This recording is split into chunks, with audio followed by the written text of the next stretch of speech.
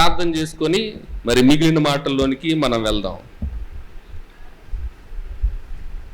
పరిశుద్ధుడు అయిన మా పరలోకపు తండ్రి, మీ సంకల్పంలో ఈ తరములో మమ్మల్ని మీరు ఏర్పరచుకొని మీకు పిల్లలుగా మమ్మను స్వీకరించుకొని రాజులైన యాజక సమూహముగా మమ్మను ప్రత్యేకపరుచుకున్నందుకు కృతజ్ఞతలు తెలియజేసుకుంటున్నాం తండ్రి. మరి ఈ నందబలగ ప్రాంతంలో, ఈ సెగడాం ప్రాంతంలో మరి మీ పిల్లలుగా కొద్దిమందిగా ఏర్పరచబడిన వారితో మీ మాటలను తెలియచెప్పుటకు వారి ఎదుట నిలవబడి ఉన్నాను తండ్రి. మరి వారి ఆత్మీయ జీవితానికి అలాగే సంఘ అభివృద్ధికి అవసరమగు మాటలు మరి అందించమని వేడుకుంటూ ఈ ప్రార్థన యేసుక్రీస్తు వారి నామంలో అడిగి వేడుకొంచున్నాం తండ్రి, ఆమేన్. ప్రియమైన దేవుని వారలారా, పునర్జన్మలో గత జన్మ ఆనవాళ్ళు. పునర్జన్మలో గత జన్మ ఆనవాళ్ళు. పునర్జన్మ అంటే ఏంటండి? పునర్జన్మ అంటే ఏంటి? చెప్పండి, పర్వాలేదు. కుటుంబం అని చెప్పాను కదా, తప్పైనా పర్వాలేదు, మేము అర్థం చేసుకుంటాం. పునర్జన్మ అంటే చనిపోయి మరలా పుట్టడం. మరి లోక సంబంధంగా పునర్జన్మ అనగానే చాలా సినిమాలు గుర్తొచ్చేస్తుంటాయండి. లోక సంబంధంగా పునర్జన్మ, చచ్చి మళ్ళా పుట్టడం అనగానే బోల్డ్ సినిమాలు తీస్తారు ఇలాంటి వాటి మీద. వాటిల్లో హీరో చచ్చిపోతాడట, మళ్ళా ఈగగా పుడతాడంట ఏండి, మరొక జన్మ ఉంది. అలాగే మరొక దాంట్లో ఏదో అరుంధతి అని చెప్పి ఏదో సినిమా తీశారు, మరి అందులో కూడా అలాగే హీరోయిన్ చచ్చిపోద్దట, మరలా 100 సంవత్సరాల తర్వాత ఎప్పుడో పుడుతుందంట. అలాగే ఒక మగధీర అని చెప్తున్నారు, వాళ్ళు కూడా చచ్చిపోతారట, హీరోయిన్లు మళ్ళా పుడతారట. పునర్జన్మ అనగానే ఈ మైండ్లోకి వెళ్ళిపోతారు అందరూ. ఈ రకమైన ఆలోచనలు, ఎన్నెన్నో జన్మల బంధం అని పాటలు పాడుతుంటారు, 7 జన్మల రుణం అని అంటుంటారు. మరి కొంతమంది ఏమైనా సహాయం కోరేటప్పుడు ఏమంటారండి? ఈ సహాయం చేసి పెట్టి చచ్చి నీ కడుపును పుడతానంటారు ఏంటి? ఇలాంటి మాటలు వింటుంటారా? చూడండి, పునర్జన్మ అనగానే అనేక మందికి అర్థం కావట్లేదు. మనిషికి ఒకే పుట్టుక, మనిషికి ఒకటే చావు.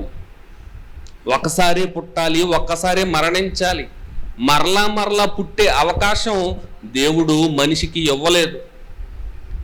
మరి పునర్జన్మ అనేది లేనప్పుడు, ఒకే పుట్టుక ఒకే చావు అన్నప్పుడు, మరి పునర్జన్మలో గత జన్మ ఆనవాళ్ళు అని పాఠం టైటిల్ పెట్టుకొని మనం మాట్లాడుకుంటున్నాము అని అంటే, మరి పునర్జన్మ అంటే ఏంటి, దేనికి సంబంధించింది అనే విషయాల్లోనికి మనం వెళ్ళగలిగితే, ముందుగా తీతు పత్రిక 3వ అధ్యాయం 5వ వచనం, మనము నీతిని అనుసరించి చేసిన క్రియల మూలముగా కాక తన కనికరము చొప్పుననే పునర్జన్మ సంబంధమైన స్నానము ద్వారాను పరిశుద్ధాత్మ మనకు నూతన స్వభావమును కలుగజేయుట ద్వారాను మనలను రక్షించెను. ఇక్కడ ఒక మాట ప్రయోగించబడిందండి, పునర్జన్మ సంబంధమైన స్నానము. ఈ మాట చదివారు ఎప్పుడైనా బైబిల్లో? మీరు ఎప్పుడు చదువుతూ ఉండాలి, బైబిల్ రోజు చదవాలి. సమయం దొరికినప్పుడల్లా బైబిల్ చదువుతూ ఉంటే మనకు అన్నీ అర్థమవుతాయి. దేవుడు మనకు చెప్తుంటాడు అన్ని విషయాలు. దేవుడితో మాట్లాడడం అని అంటే కేవలం ప్రార్థన మాత్రమే కాదు, బైబిల్ కూడా చదవాలి. దేవుని విషయాలు అన్నప్పుడు మనకు అప్పుడు అర్థం అవుతాయి. కాబట్టి పునర్జన్మ సంబంధమైన స్నానము ద్వారా మనం రక్షింపబడ్డామంట. ఏంటి ఆ పునర్జన్మ సంబంధమైన స్నానము? బాప్తిస్మం. బాప్తిస్మం అనేది పునర్జన్మనిచ్చిందంట మనల్ని. బాప్తిస్మం ద్వారా మనం చచ్చి బ్రతికామంటున్నాడు. దానికే పునర్జన్మ సంబంధమైన స్నానము అని పేరు పెట్టారు. మరి మేమెప్పుడు చచ్చిపోయామండి, మేమెప్పుడు బతికామండి? మేము పుట్టినప్పటి నుంచి ఇప్పటి వరకు బతికే ఉన్నాం, ఎప్పుడు చావలేదు, ఎప్పుడు బతకలేదు అని అనుకుంటారు లోక సంబంధంగా, శరీర రీతిగా. కానీ మనం ఎప్పుడు చచ్చిపోయాము? నేను రాత్రి మాటల్లో మీకు చెప్పాను, దేవుని దృష్టిలో చావు అంటే ఏంటి, చచ్చిపోవడం అంటే ఏంటి చెప్పండి ఎవరైనా. దేవుని దృష్టిలో చావు అంటే ఏంటి? మనుషుల దృష్టిలో అడగట్లేదు, తప్పు. అపరాధాలు పాపాలు చేసి మీరు చచ్చిన వారుగా ఉన్నారు. ఆ మాట చదివించాను కదా నిన్న, ఎఫెసీ పత్రిక 2వ అధ్యాయం 1వ వచనంలో ఉంటుంది. అపరాధాలు పాపాలు ఎవరైతే చేస్తారో వారు చచ్చిన వారితో సమానం. అందుకే ఆదాము అవ్వల గురించి చెప్పాను. ఆదాము అవ్వలు ఎప్పుడైతే పండు తిని తప్పు చేశారో దేవుడు వాళ్ళని ఏమన్నాడు? ఈ పండు తిను దినమున మీరు నిశ్చయముగా చచ్చేదరు. పండు తిన్న తర్వాత చచ్చిపోయారు, వాళ్ళు బతికే ఉన్నారు. ఏదైనా తోటల నుంచి బయటికి గెంటి వేయబడ్డారు, హేబెల్ని కయ్యిన్ను కన్నారు. ఆ చరిత్ర అంతా బ్రతికే ఉన్న విధానం. 930 సంవత్సరాలు బ్రతికారు ఆదాము గారు. అయితే ఆ పండు తిను దినమున నిశ్చయముగా చచ్చిపోతావు అని చెప్పినా వారు 930 సంవత్సరాల వరకు ఆదాము బ్రతికాడు అని అంటే దేవుని మాటలలోని ఉద్దేశం ఏంటి? పాపం చేసిన వాడు దేవుని దృష్టిలో చచ్చిన వాడితో లెక్క. శరీర రీతిగా బ్రతికే ఉండొచ్చు, ఆత్మీయంగా దేవుని దృష్టిలో చచ్చిపోయారు. మరి మనం కూడా బాప్తిస్మం తీసుకోనక ముందు, మీరు ఎంతమంది బాప్తిస్మం తీసుకున్నారు చెయ్యొద్దండి. బాప్తిస్మం తీసుకోనక ముందు మన జీవిత విధానం ఎలా ఉండేది, ఏ రీతిగా ఉండేది? ఎన్నో పాపాలు చేసి ఉంటాం, ఎన్నో అబద్ధాలు ఆడి ఉంటాం, ఎన్నో మోసాలు చేసి ఉంటాం, ఎన్నో వంచన మాటలు, ఎన్నో బూతు మాటలు, ఎన్నెన్నో తప్పుడు క్రియలు, లోక సంబంధమైన బ్రతుకు, ఎన్నో దురలవాట్లు. ఇలాంటివన్నీ చేసినప్పుడు మనం దేవుని దృష్టిలో ఎలా కనబడతాం? చచ్చిన వారుగా కనబడతాం. అందుకే ఇక్కడ అంటున్నాడు, అపరాధములు చేసి పాపములు చేసి మీరు చచ్చిన వారై ఉండగా యేసుక్రీస్తు వారు మనల్ని బ్రతికించారంట. అంటే ఇప్పుడు మనం అంతా ఏం పొందాం? బాప్తిస్మము ద్వారా పునర్జన్మ. చచ్చిపోయిన వారిని ఏం చేస్తారండి? ఎవరైనా చచ్చిపోయిన వారిని పాతి పెట్టేస్తారు. మరి అపరాధాలు పాపాలు చేశాం కదా గతంలో, అలా పాపాలు చేసిన మనల్ని కూడా ఏం చేశారు? పాస్టర్ గారు కానీ పెద్దలు కానీ మనల్ని పాతి పెట్టారు. ఎక్కడ పాతి పెట్టారు? నీటిలో సమాధి చేయబడ్డారు. బాప్తిసం పొందేటప్పుడు ఎలా ముంచుతారు కదా, ఇలాగా ఎప్పుడైతే నీటిలో పడుకోబెడతారో దానిని సమాధి చేయడం, నీటిలో సమాధి. ఎప్పుడైతే పైకి లేపారో మరలా దాని అర్థం ఏంటి? తిరిగి బ్రతికం, పునర్జన్మ. పాపాలు చేసి చచ్చిపోయిన మనల్ని నీటిలో సమాధి చేశారు. సమాధి చేయబడిన మనల్ని యేసుక్రీస్తు వారు రక్తము చేత మన పాపాలన్నిటినీ కడిగివేసి మనకొక నూతన జన్మని ఇచ్చి బాప్తిస్మం ద్వారా మరలా మనల్ని బ్రతికించాడు. దానినే పునర్జన్మ అంటారు తప్ప లోకంలో ఉన్నవాళ్ళు చచ్చిపోయి తిరిగి ఏకగా బ్రతికాడు, లేదంటే మళ్ళా 400 సంవత్సరాల తర్వాత బ్రతికాడు, లేదంటే కోతిలా పుట్టాడు, కుక్కలా మారిపోయాడు, ఇవన్నీ కేవలం కల్పితాలు, అబద్ధాలు మాత్రమే. పునర్జన్మ అనగానే అది ఒక క్రైస్తవునికి మాత్రమే దేవుడిచ్చినటువంటి వరం. క్రైస్తవుడు మాత్రమే పునర్జన్మ పొందగలడు. అందుకే పునర్జన్మ సంబంధమైన స్నానము, దానికి బాప్తిస్మం అని పేరు పెట్టారు. మరి దీని విషయంలో మరికొన్ని విషయాల్లోకి మనం వెళ్ళగలిగితే యోహాను సువార్త చదువుదాం. యోహాను సువార్త 3వ అధ్యాయం 3వ వచనం. యోహాను సువార్త 3వ అధ్యాయం 3వ వచనం. అందుకు యేసు అతనితో, ఒకడు కొత్తగా జన్మించితేనే గాని అతడు దేవుని రాజ్యమును చూడలేడు. చూడండి, ఒకడు కొత్తగా జన్మించితేనే గాని దేవుని రాజ్యాన్ని చూడలేడు అని యేసుక్రీస్తు వారు చెప్తే నికోదేముకి ఏమర్థమైంది? ఏమడుగుతున్నాడు చూడండి. అందుకు నికోదేము, ముసలివాడైన మనుషుడు మరలా ఎలాగు జన్మించగలడు? రెండవ మారు తల్లి గర్భమందు ప్రవేశించి జన్మింపగలడా అని ఆయన అడుగ్గా. ఇగో ఈరోజు లోకంలో ఉన్న వాళ్ళంతా ఎలాగో ఆలోచిస్తున్నారో, కొత్తగా జన్మించడం అంటే మళ్ళా తల్లి కడుపులోకి వెళ్ళిపోయి 9 నెలలు పెరిగి మళ్ళా పుట్టాలి, చచ్చిపోయి బతకాలి, ఇలాంటివన్నీ ఆలోచనలో కలిగి ఉన్నారు. అదే ఆలోచన ఆ రోజు నికోదేముకు కూడా కలిగి ఉంది. కొత్తగా జన్మించడం అంటే మళ్ళా ముసలైపోయాను, చచ్చిపోతాను, మళ్ళా తల్లి గర్భంలోకి ప్రవేశించి మళ్ళా పుట్టాలా అని అడిగితే యేసుక్రీస్తు వారు ఏమంటున్నారు? కొత్తగా జన్మించడం అంటే చెప్తున్నారు చూడండి. యేసు ఇట్లా నేను ఒకడు నీటి మూలముగాను ఆత్మ మూలముగాను జన్మించితేనే గాని ఆ దేవుని రాజ్యములో ప్రవేశింపలేడు. నీటి మూలముగా ఆత్మ మూలముగా అనగానే నీటి మూలంగా సమాధి చేయబడ్డాం, మళ్ళా తిరిగి బ్రతికాం. ఎప్పుడైతే బాప్తిసం పొందామో మన మీదకి ఏమొస్తుంది? పరిశుద్ధాత్మ అనే వరం పొందుతాం. మనమంతా పరిశుద్ధాత్మ మనలోనికి ప్రవేశిస్తారు. అదే అంటున్నాడు, నీటి మూలముగా ఆత్మ మూలంగా మనం జన్మించాలి. మరి ఇలా జన్మింపబడిన మనం క్రైస్తవులంగా పిలువబడ్డాం. క్రీస్తు యేసునందున్న ఎడలవాడు నూతన సృష్టి. మనమంతా ఎవరం ఇప్పుడు? నూతన సృష్టి, పునర్జన్మ పొందిన వాళ్ళం. పునర్జన్మ పొందిన వాళ్ళు క్రైస్తవులు. అంత గొప్ప భాగ్యాన్ని కేవలం క్రైస్తవులకు మాత్రమే దేవుడిచ్చాడు. మనమంతా నూతన సృష్టి అని అంటున్నాడు. మనమంతా నూతన సృష్టి. మనం క్రొత్తగా జన్మించాం, పునర్జన్మ పొందాం, చచ్చిపోయి మరలా పుట్టాం దేవునిలో ఆత్మీయంగా. మరి ఇప్పుడు మనం ఆలోచించవలసింది ఏంటి అని అంటే, క్రీస్తులోనికి రాకముందు గత జన్మ, అంతే కదా? క్రీస్తులోనికి రాకముందు గత జన్మ, క్రీస్తులోకి వచ్చిన తర్వాత పునర్జన్మ. మరి పునర్జన్మ పొందిన మనము గత జన్మలో ఏ క్రియలైతే చేశామో అవే చెయ్యాలా? ఇప్పుడు అవే చేస్తున్నామా?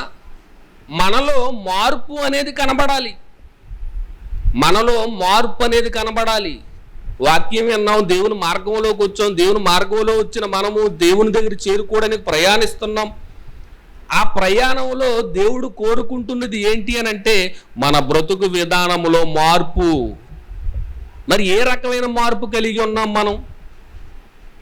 ఏ రకమైన మార్పు కలిగి ఉన్నామో మనం బైబిల్లో ఒకసారి చూడగలిగితే, ఒక వ్యక్తి కూడా మనలాగే అనేక పాపాలు చేసి అపరాధాలు చేసి చచ్చిపోయి యేసుక్రీస్తు వారి మాటలు విని బాప్తిసం ద్వారా పునర్జన్మ పొంది, మరి ఆయన ఏమంటున్నాడో ఒకసారి బైబిల్లో మనం చూద్దాం. పౌలు గారు కొరింథీయులకు రాసిన పత్రిక, పౌలు గారు కొరింథీయులకు రాసిన మొదటి పత్రిక 13వ అధ్యాయము 11వ వచనం. పౌలు గారు కొరింథీయులకు రాసిన మొదటి పత్రిక 13వ అధ్యాయం 11వ వచనం.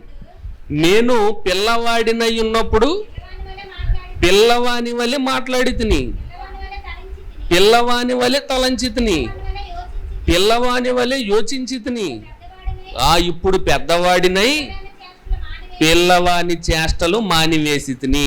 పౌలు గారు చెప్తున్నారండి, నేను పిల్లవాడిగా ఉన్నప్పుడు చాలా చిల్లర పనులు చేశాను, అల్లరి పనులు చేశాను.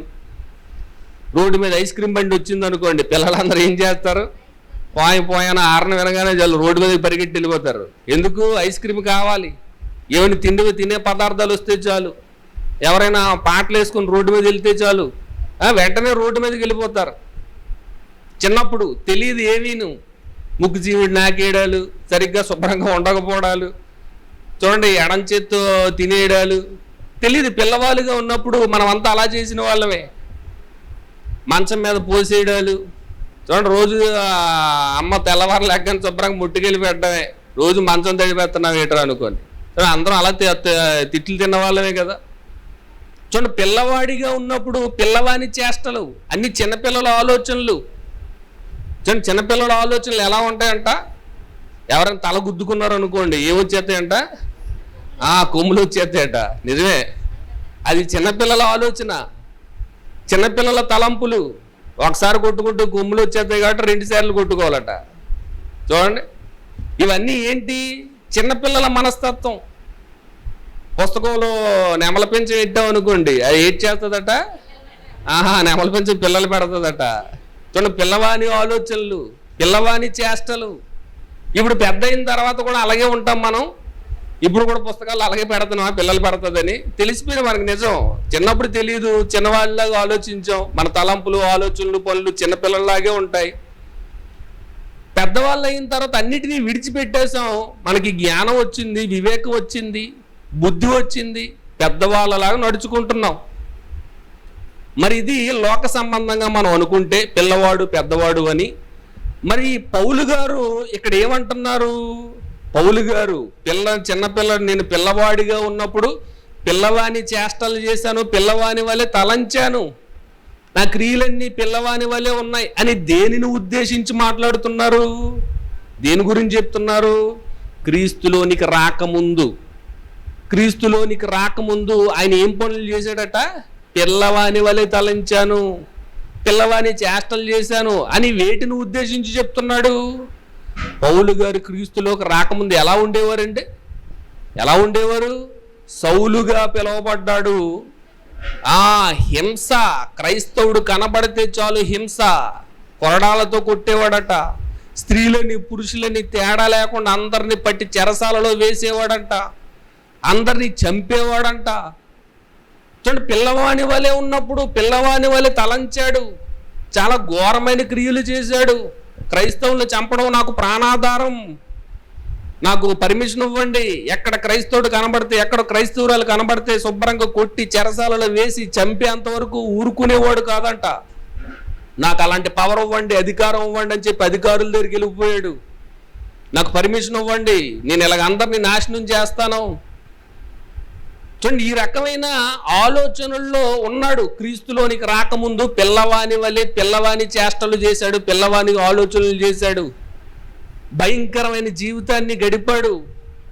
కానీ ఎప్పుడైతే వాక్యం విన్నాడో, ఎప్పుడైతే కళ్ళు పోగొట్టుకున్నాడో, అప్పుడు ఆయనకి మనోనేత్రాలు వెలిగింపబడ్డాయండి. ఆలోచించడం ప్రారంభించాడు. నీవు నేను హింసించుచున్న క్రీస్తుని అనే ఒక మాట చెవులో పడగానే మొత్తం అంతా ఆలోచించాడు. ఆయన అసలే ధర్మశాస్త్రంలో పండితుడు సౌలు గారు. ఏంటి ప్రవచనాలన్నీ ఈయన కోసమేనా చెప్పబడ్డాయి? ధర్మశాస్త్రం అంతా ఈయన కోసమేనా? ఎంతోమంది ప్రవక్తల ప్రవచనాలన్నీ యేసుక్రీస్తు వారి గురించే చెప్పారా అని ఆలోచించి గ్రహించి తెలుసుకొని యేసే నిజమైన లోక రక్షకుడు అని నమ్మి బాప్తీసం పొందిన తర్వాత ఆయన జీవితం ఎలా ఉందండి? ఆయన జీవితం ఎలా ఉంది?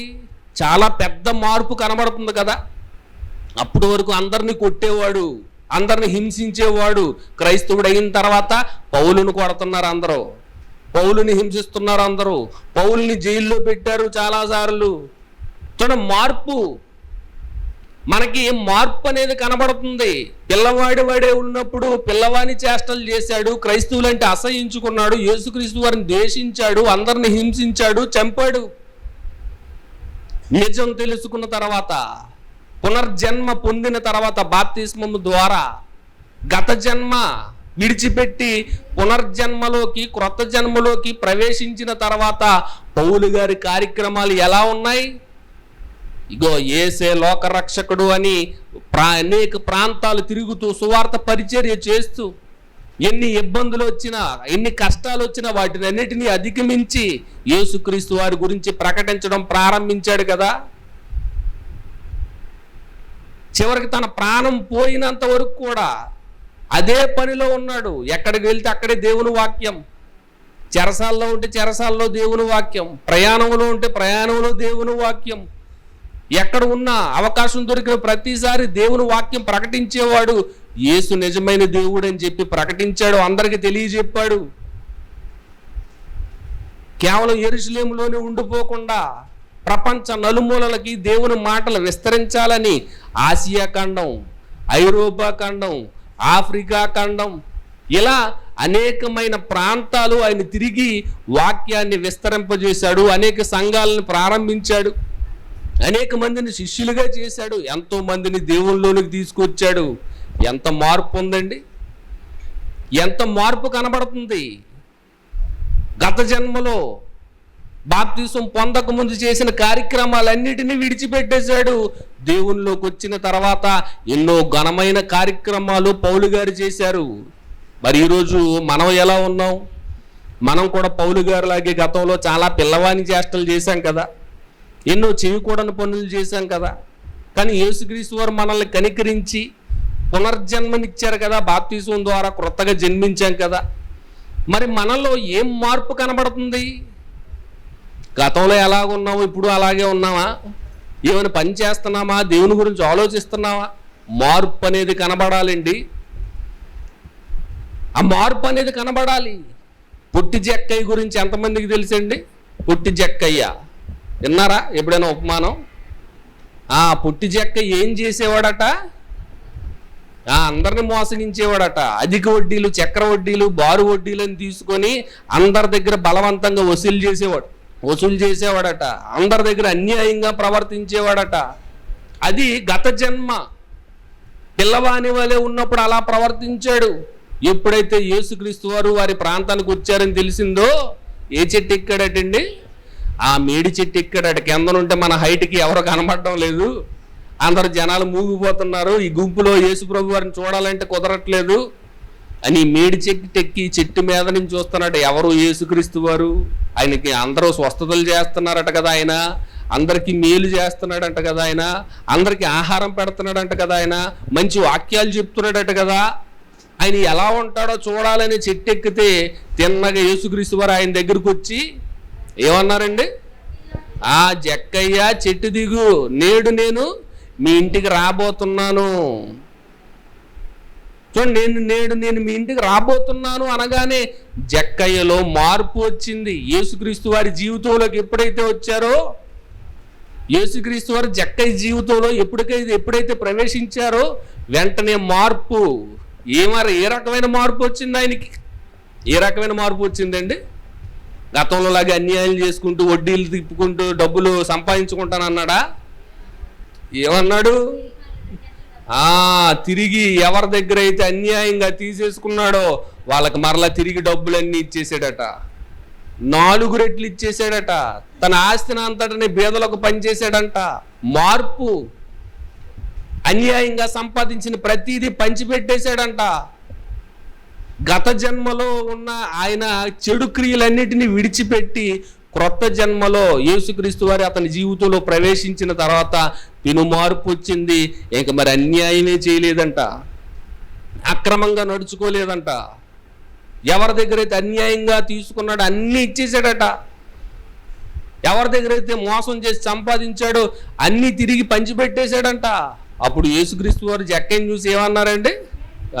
నీవు కూడా అబ్రహాము కుమారుడివే, అంటే నువ్వు కూడా విశ్వాసివి, నువ్వు కూడా విశ్వాసివి. చూడండి మార్పు. అలాగే మొదటి శతాబ్దంలో పేతురు గారు వాక్యం చెప్పినప్పుడు ఎంతమంది బాప్తిసం తీసుకున్నారండి? మొట్టమొదటిగా 3,000 మంది బాప్తిసం పొందారంట. బాప్తిసం పొందిన తర్వాత వాళ్ళు ఏం చేశారండి? వాళ్ళలో మార్పు వచ్చింది కదా. మార్పు వచ్చిన తర్వాత వాళ్ళు ఏం చేశారు చూద్దాం ఒకసారి. అపోస్తుల కార్యములు 2వ అధ్యాయం. అపోస్తుల కార్యములు 2వ అధ్యాయము 42వ వచనం.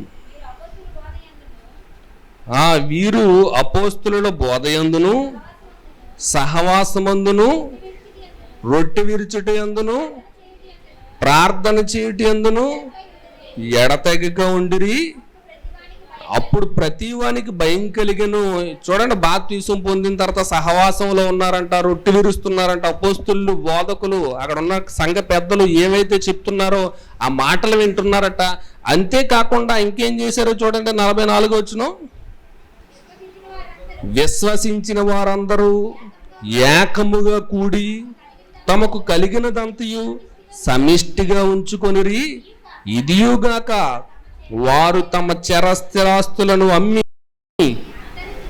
అందరికి వారి వారి అక్కర కొలది పంచిపెట్టిరి. చూడండి మార్పు. గత జన్మలో ఎలా ఉన్నారు, పునర్జన్మ పొందిన తర్వాత, బాప్తిసం పొందిన తర్వాత వాళ్ళ ప్రవర్తనలో ఎంత మార్పు కనబడుతుంది చూడండి. ఎంత ప్రేమ చూపిస్తున్నారు. విశ్వసించిన వారందరూ ఏకముగా ఒకే మాట మీద ఉన్నారంట. నువ్వు వేరు నేను వేరు అనే భేదాలు లేవంట. నీ కులం వేరు నా కులం వేరు, నీ వీధి వేరు నా వీధి వేరు, నీ భాష వేరు నా భాష వేరు. ఈరోజు ఎలాగైతే ఉన్నాయో అలాంటి భేదాలు వారిలో లేవంటండి. ఎవరికైతే కొదువుగా ఉందో, ఎవరైతే అవసరతలో ఉన్నారో వాళ్ళంతా వాళ్ళు సంపాదించిన సొమ్మంతా ఒక చోట పెంచి ఎవరెవరికైతే లేదో అందరికీ పంచి పెడుతున్నారంట. మార్పు. మరి ఈరోజు మనం కూడా క్రొత్తగా జన్మించాం కదా, మనం కూడా పునర్జన్మ పొందాం కదా, మనలో ఏం మార్పు కనబడుతుంది? గతంలో ఉన్నట్టుగానే బ్రతుకుతున్నావా? పునర్జన్మలో కూడా గత జన్మ అన్నవాళ్ళు ఏమని మనకు కనబడుతున్నాయా?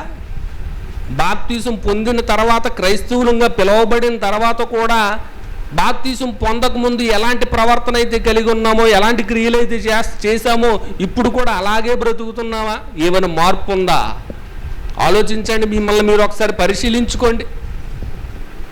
క్రీస్తులోనికి రాకముందు నేను ఎలా ఉన్నాను, ఎలాంటి పనులు చేశాను నాకు తెలియదు. మీరు ఏం పనులు చేసేవారు, నేనేం చేసేవాడిని మీకు తెలియదు.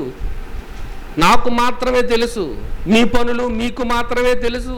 కాబట్టి ఒకసారి ఆలోచించండి, గతంలో నా బ్రతుకు ఎలా ఉండేది, యేసుక్రీస్తు వారిలోకి వచ్చిన తర్వాత ఇప్పుడు ఎలా బ్రతుకుతున్నాను? అప్పుడు ఇప్పుడు ఒకేలాగుంటే ఇంకెందుకు క్రీస్తులోకి వచ్చి? అంతే కదండి. జక్కయ్య క్రీస్తు నమ్మక ముందు అలాగే ఉండి నమ్మిన తర్వాత కూడా అలాగే ఉంటే ఏ ఉపయోగం చెప్పండి? సౌలు క్రీస్తుని నమ్మిన తర్వాత ఇలాగే ఉండి నమ్మక ముందు కూడా అలాగే ఉంటే ఏ ఉపయోగం చెప్పండి? మార్పు. ఇంక మారు మనసు పొందడం వల్ల ఏం ప్రయోజనం ఉంది? మన బ్రతుకుల్ని ఒకసారి ఆలోచించుకోవాలి, పునః పరిశీలించుకోవాలి. Before after. ఈ మధ్యన సోషల్ మీడియాలో తెగ కనబడుతుంటాయండి. మేకప్ వేయక ముందు ఎలా ఉన్నాడు, మేకప్ వేసిన తర్వాత ఎలా ఉన్నాడు, బిఫోర్ ఆఫ్టర్. చిన్నప్పుడు ఎలాగున్నాడు, పెద్ద అయిన తర్వాత ఎలాగున్నాడు. సినిమా యాక్టర్లని లేదంటే హీరోల్ని హీరోయిన్ని అందరిని చూపిస్తుంటారండి చిన్న చిన్న వీడియోల్లాగా, బిఫోర్ ఆఫ్టర్. అలాగే ఆపరేషన్ అవ్వకముందు, ఆపరేషన్ అయిన తర్వాత. అలాగే హెల్త్ ఫిట్నెస్ కోసం బిఫోర్ లావుగా ఉన్నట్టు కనబడతాడు, ఫిట్నెస్ వాళ్ళ డైట్ పాటించిన తర్వాత ఇలా మారిపోయాడు సన్నగా నాజుగ్గా అని చెప్పి ఎలాగైతే బిఫోర్ ఆఫ్టర్ అని చెప్పి చూపిస్తుంటారో అలాగే మనం కూడా మన గురించి ఆలోచించాలి. బిఫోర్ ఆఫ్టర్, క్రీస్తుకు ముందు క్రీస్తుకు తర్వాత ఎలా ఉన్నాం, మన బ్రతుకులో ఏమైనా మార్పు వచ్చిందా? బిఫోర్ ఆఫ్టర్ ఒకేలాగా ఉందా అనుకోండి ఫోటో, నమ్ముతారేంటి ఎవరైనా? ఏం ఉపయోగం? బిఫోరు అలాగే లావుగుండి ఆఫ్టర్లో కూడా అలాగే లావు ఉన్నాడు అనుకోండి, ఏం ఉపయోగం? ఏం మార్పు లేదు. అలాంటి మార్పు లేని పరిస్థితిలో ఒకవేళ మనం ఉంటే వాళ్ళ గురించి దేవుడు ఒక వార్నింగ్ ఇస్తున్నాడండి. ఏంటి ఆ వార్నింగు? చూద్దాం. బైబిల్లో పేతురు గారు రాసినటువంటి 2వ పత్రిక 2వ అధ్యాయం, అపోస్తులైన పేతురు గారు రాసినటువంటి 2వ పత్రిక 2వ అధ్యాయం 20 నుంచి 23 వచనాలు మనం చదువుకుందాం.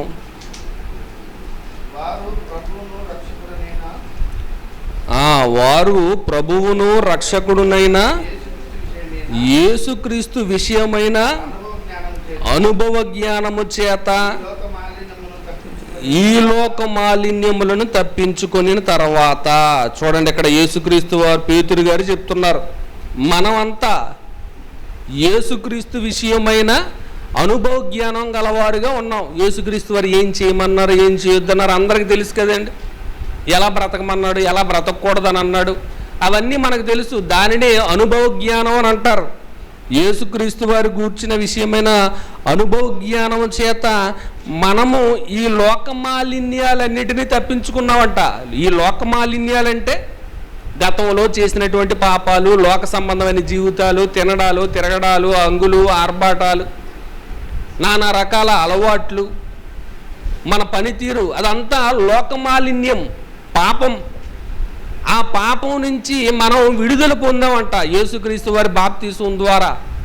యేసుక్రీస్తు వారు పలికినటువంటి మాటలు విని మనం మార్పు చెందాం. లోకమాలిన్యాలన్నిటినీ విడిచిపెట్టిన తర్వాత, తప్పించుకున్న తర్వాత మరలా వాటిలో చిక్కుబడి వాటి చేత జయింపబడిన ఎడలా. చూడండి, గత జన్మ పునర్జన్మ ఇక్కడ చెప్తున్నాడు. గత జన్మలో లోకమాలిన్యాలన్నీ ఉన్నాయి, పునర్జన్మ పొందేసరికి లోకమాలిన్యాలన్నీ పోయాయి. పోయిన తర్వాత కూడా మరలా వాటిలో చిక్కుబడిన ఎడల చిక్కుబడి వాటి చేత జయింపబడిన ఎడల మరలా నీ పూర్వస్థితిలోకి నువ్వు వెళ్ళిపోతున్నావా? లోక సంబంధమైన పనుల్లో మునిగిపోతున్నావా? దేవుడంటే భయము భక్తి లేకుండా, వాక్యం అంటే ఆసక్తి లేకుండా ఇష్టానుసారంగా బ్రతుకుతున్నావా? ఒకవేళ అలాంటి బ్రతుకే మనకు ఉంటే ఏమంటున్నాడు చూడండి, వారి కడవరి స్థితి మొదటి స్థితి కంటే మరి చెడ్డదగును. వారు నీతి మార్గమును అనుభవపూర్వకంగా తెలుసుకొని తమకు అప్పగింపబడిన పరిశుద్ధమైన ఆజ్ఞ నుండి తొలగిపోవట కంటే ఆ మార్గము అనుభవపూర్వకముగా తెలియకే ఉండుటియే వారికి మేలు. ఈ మాట అర్థమైందండి? ఈ మాట అర్థమైందా? బాప్తిజం పొందిన తర్వాత కూడా గతంలో ఉన్నట్టుగానే బ్రతికితే ఏం ఉపయోగం మీకు? బాప్తిజం పొందడం వలన మరలా మీరు అవే పాపాలు చేస్తున్నారు, మరలా అదే బ్రతుకుతున్నారు. మీరు దేవుని వాక్యాన్ని తెలుసుకోవడం వల్ల ఏం ప్రయోజనం ఉంది? ఏం మేలు పొందారు? తెలిసి తప్పు చేయడం ఒక నేరం అయితే తెలియక తప్పు చేయడం ఒక నేరం, అంతే కదండి. తెలియక తప్పు చేశారు అనుకోండి, క్షమించి విడిచిపెట్టే అవకాశం ఉంది. ఇప్పుడు మనకు అన్నీ తెలుసు, వాక్యం ద్వారా ఏం చేయకూడదో ఏం చేయొచ్చు అన్నీ మనకు తెలిసిపోతున్నాయి కదండి. వ్యభిచారం చేయకూడదని బైబిల్ చెప్తుంది, దొంగతనం చేయకూడదని బైబిల్ చెప్తుంది, ఎవరిని పొరుగు వారిని ద్వేషించొద్దు ప్రేమించు అని బైబిల్ చెప్తుంది, శత్రువులను సైతం ప్రేమించమని బైబిల్ చెప్తుంది. మరి ఇలాంటివన్నీ తెలిసి కూడా మనం ఎవరినైనా ద్వేషిస్తున్నామా? ఎవరి దగ్గరైనా దొంగిలించామా? వ్యభిచారం ఏమైనా చేస్తున్నామా? మద్యం ఏమైనా సేవిస్తున్నావా? దురలవాట్లు కలిగి ఉన్నావా? మరి బాప్తిసం పొందిన తర్వాత కూడా అదే జీవితాన్ని మనం కొనసాగిస్తే ఏమి ఉపయోగం, ఏం ప్రయోజనం అని చెప్తూ ఏమంటున్నారు చూడండి, కుక్క తన వాంతికి తిరుగునట్లును కడుగబడిన పంది బురదలో దొర్లుటకు మళ్ళినట్టును అను నిజమైన సామెత చొప్పున వీరికి సంభవించెను. చూడండి ఎంత కఠినమైన పదాలు దేవుడు ఉపయోగిస్తున్నాడో. నేను పలుకుతున్నటువంటి మాటలు కాదండి, మిమ్మల్ని నేనేమి అనట్లేదు, సాక్షాత్తు దేవుడే పరిశుద్ధాత్మ ప్రేరణతో రాయబడిన మాటలు చెప్తున్నాడు. మీ బ్రతుకు సరిగ్గా లేకపోతే మీరు కుక్క వలె, కుక్క ఎలాగైతే తాను తినిన తర్వాత అరిగించుకోలేక కక్కేసి మరలా ఊరి మీద తిరిగి మరలా అదే వాంతిని తినడానికి వస్తుందో కుక్క, అలాగే కడుగుబడిన పంది ఎలా ఉంటుందండి? బురదలో దొరులుతూ ఉంటుంది, ఒంటి నిండా మట్టి, దాని దగ్గరికి వెళ్తే చాలు కంపు కొడుతుంది. అలాంటి పందిని శుభ్రంగా కడిగి ఇంట్లో పెట్టిన తర్వాత అది కుదురుగా ఉంటుందండి, మరలా ఎక్కడికి వెళ్ళిపోద్దట, మరలా బురదలోకి వెళ్తుందట, అదే అశుద్ధం తింటుందట. ఇవి మన కళ్ళ ముందు కనబడుతున్నటువంటి సజీవమైన సాక్ష్యాలు. ఎలాంటివి ఎన్ని చూడలేదు, ఎన్ని కుక్కలు వాంతి చేసుకోలేదు, మళ్ళా ఏ కుక్కలో మరలా అదే వాంతిని తినడం మనం చూడలేదు చెప్పండి. ఎన్ని పందుల్ని చూడలేదు. అను నిజమైన సామెత అంటున్నాడు. మరి అలాంటి బ్రతుకులో లోకమాలిన్యాలన్నిటిని అంటించుకొని ఒక పంది ఎలాగైతే బురదలో పడి మొత్తం చెత్త చెదారం తిని ఎలాగైతే తన జీవితాన్ని గడిపిందో అలాంటి పందిని తీసుకొచ్చి శుభ్రంగా కడిగి, ఏ మట్టి లేకుండా ఏ వాసన లేకుండా శుభ్రంగా కడిగి, యేసుక్రీస్తు వారు కూడా మనల్ని అలాగే కడిగారు కదండి. మనలో కూడా బాప్తిసం ద్వారా అలాగే తన రక్తంతో కడిగి పరిశుద్ధులను చేశాడు కదండి. అలా పరిశుద్ధులంగా మారిన తర్వాత, శుభ్రంగా కడగబడిన తర్వాత, మన పాపాలన్నీ విడిచిపెట్టిన తర్వాత మరలా అదే బురదలోకి వెళితే ఏం బాగుంటుంది చెప్పండి? మరలా అదే జీవితాన్ని గడిపితే ఏం బాగుంటుంది? ఒక పౌలు వలె మనం మార్పు చెంది దేవుళ్ళు అభివృద్ధి చెందాలి. ఒక జక్కయ్య వలె మనం కూడా మార్పు చెంది పాత జీవితాన్ని విడిచిపెట్టి దేవుల్లో ఉన్నతంగా అభివృద్ధి చెందాలి, ఎదగాలి. మొదటి శతాబ్దం క్రైస్తవుల వలె 3000 మంది బాప్తిసం పొందిన తర్వాత వారి బ్రతుకు విధానం ఎలా ఉందో ఆ రీతిగా బ్రతకాలి. మనలో మార్పు అనేది కనబడాలండి. క్రైస్తవుడు అంటే ఎలా ఉండాలి? అందరూ ఆశ్చర్యపోవాలి. మొన్నటి వరకు ఎలా ఉండేవాడు, ఎలా తిరిగేవాడు, ఏంటి బాప్తిసం పొంది క్రైస్తవుడు అయిన తర్వాత బైబిల్ చదువుకుంటున్నాడు, ఎంత చక్కగా ఉన్నాడు, అసలు ఆ కొట్టు జోలికి వెళ్ళట్లేదు. చూడండి, మన గురించి గొప్పగా చెప్పుకోవాలి సమాజం. మేము కూడా ఆ వాక్యాన్ని నమ్మితే మేము కూడా మా బతుకులు కూడా మారుతాయేమో అని వాళ్ళలో ఆశలు చిగురించాలి. మన ప్రవర్తనను బట్టి, మన ప్రవర్తనను బట్టి, మనలో కలిగిన మార్పును బట్టి, మనం విడిచిపెట్టిన చెడుతనాన్ని బట్టి మన గురించి అందరూ చెప్పుకోవాలి. ఏంటి క్రైస్తవ్యం అంటే ఎంత గొప్పదా, క్రైస్తవ్యంలో ఉన్నవారు ఏ తప్పు చెయ్యరా, ఎంత పవిత్రంగా బ్రతుకుతారా అనే విధంగా మన బ్రతుకు ఉండాలి తప్ప, క్రైస్తవుడు అయిన తర్వాత ఒక క్రైస్తవుడు కానివాడి బ్రతుకు ఎలాగుందో క్రైస్తవుడు కూడా అలాగే బ్రతుకుతున్నాడు అనుకోండి, ఇంక క్రైస్తవులు అవడం ఎందుకు చెప్పండి? ఏ ఉపయోగం? దేవుణ్ణి నమ్మి నువ్వు అలాగే ఉన్నావు, నేను బూతులు ఆడుతున్నాను, నువ్వు అలాగే బూతులు ఆడుతున్నావు, ఏం తేడా బాబు, నేనెందుకు నమ్మాలి ఆ క్రీస్తుని అని అనిపించుకునే విధంగా ఉన్నామా మనం? క్రీస్తున్నామని నేను ఎన్నో మోసాలు అబద్ధాలు చేస్తూ బ్రతుకుతున్నాను, క్రీస్తుని నమ్మి నువ్వు కూడా అలాగే బ్రతుకుతున్నావు, నీకు నాకు ఏంటి తేడా? ఆయన నమ్మితే ఏంటి, ఇంకెవరినో నమ్మితే ఏంటి, ఇద్దరం ఒకలాగే ఉన్నాం కదా, ఏం ఉపయోగం అని అనిపించుకునే విధంగా ఉంటున్నాము మనం. ఆలోచించండి. మనం క్రీస్తుని నమ్మాము అని అంటే క్రీస్తు పేరుని మనం తగిలించుకున్నాం. మనల్ని ఏమని పిలుస్తారండి? క్రైస్తవుడు అని అంటారు.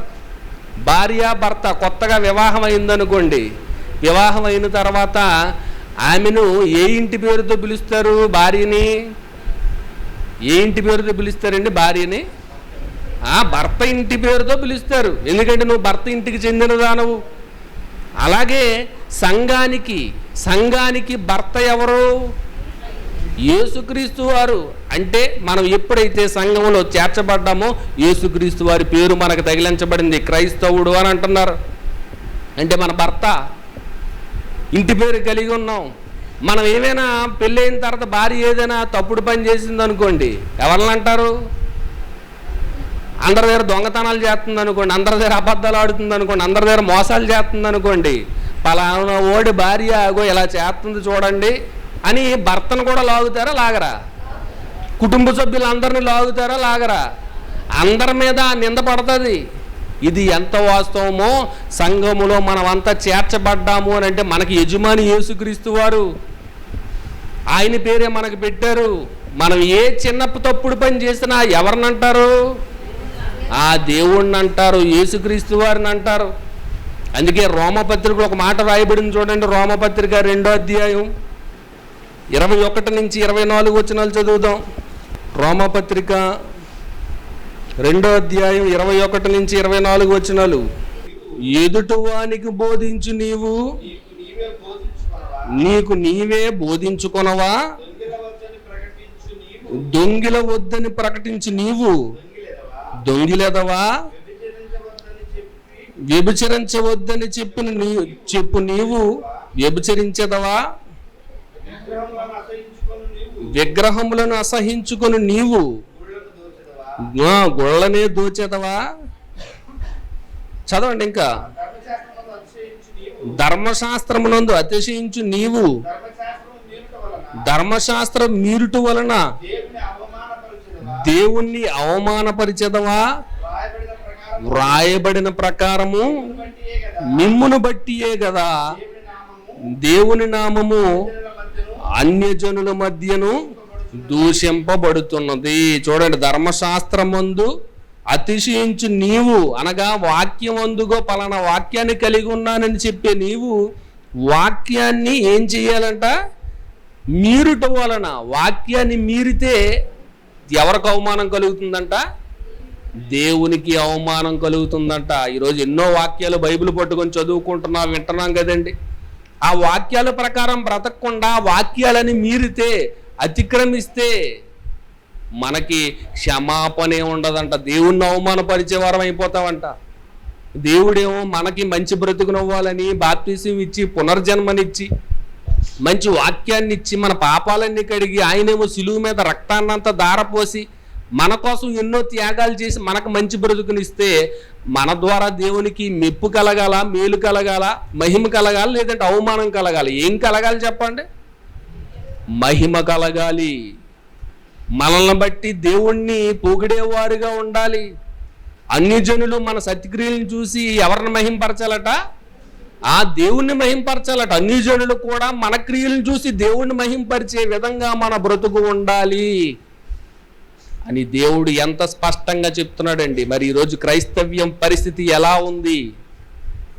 మన పరిస్థితి ఎలా ఉంది?